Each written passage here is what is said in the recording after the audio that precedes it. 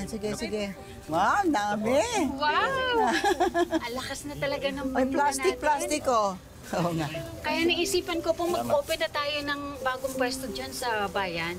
Kasi ang dami na pong naghahanap ng paninda ko eh. Patok siya. Swerte talaga ng mahal ko. Ay, alam mo, swerte ka sa buhay namin, no? Tingnan mo, oh.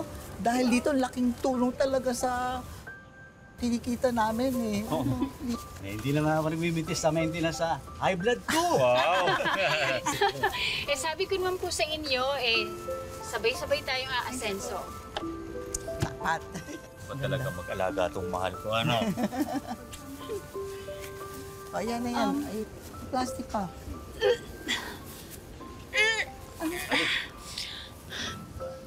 Okay lang ako. Alam mo, pinakain ka ba? Okay lang ako. May gusto sana ako sabihin sa'yo eh. Gusto sana kitang surpresahin.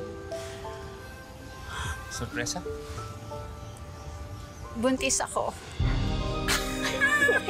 Nag-pregnancy test ako, positive. Magiging tatay ka na ulit. Swerte ko talaga sa'yo, mahal. Buti na lang talaga ikaw ang pinili ko.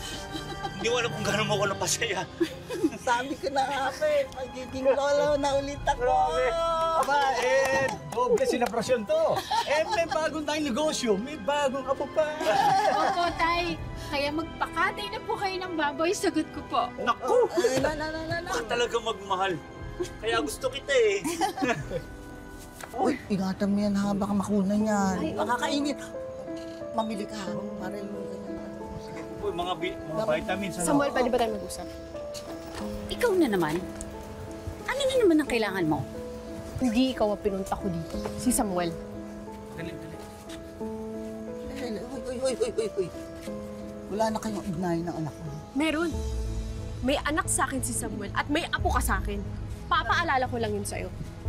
Nasa iyo na nga ang baby. Hindi na nga naghahabol si Samuel sa'yo.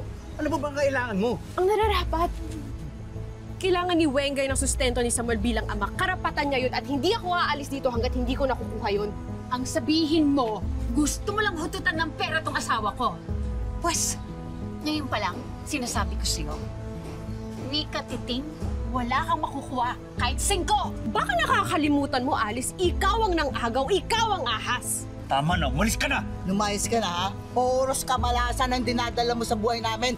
Malas ka! Lumayas ka! Hindi ako aalis dito hanggat hindi ko nakukuha ang karapatan ng anak ko. Tigas talaga ng mukha mo! Lumayas ka na! Lumayas ka! Matagal na akong nagtitinig sa'yo. Dati nire-respeto pa kita dahil nanay ka ng asawa ko. Pero ngayon, Diyos ko po! Pakukulong kita! Nay. Tumawag ka ng tanod! Ginawa mo ha? Abusado ka! Wala ka respeto ha! kayo ang walang respeto, Samuel! Niloko mo ako, kayo pamilya kayo ng manloloko, pamilya kayo ng manloloko! Ang sabihin mo, hindi mo lang tanggap na iniwan ka ni Samuel, kaya naghahabol ka pa rin. Dahil alam mo, Daisy, talunan ka! Talunan! Talunan ka na! Malas ka pa! Alis dito! Umalis ka na dito! Kasi... Lumayas ka! Lumayas ka! Manloloko ka, Samuel! Hindi ako nagugulo, yan ang gugulo dito eh!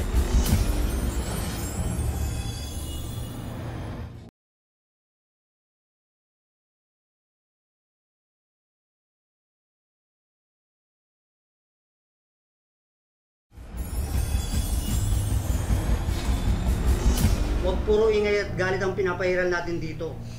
Kumalma lang kayo. Kap, may anak po kami ni Samuel. Pero hindi kami kasal. Maliit pa po yung anak namin, magdadalawang taon pa lang. Gusto ko lang naman humingi ng sustento eh. Kap, gustuhin ko man.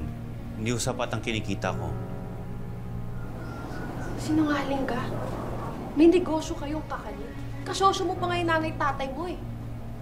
Mapilit ka talaga, Daisy, no?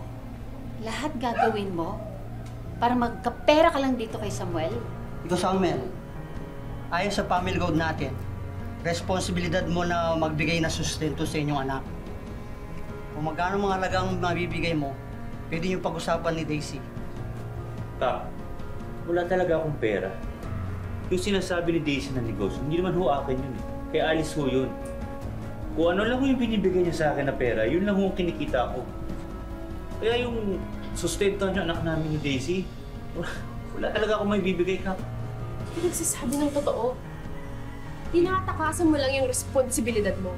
Hindi ako sinungaling. Parehas kayong magulang. Parehas niyong responsibilidad na buhayin ang iyong anak. Sana maayos ang gulo sa pagitan ninyo. Kawawa naman yung anak ninyo.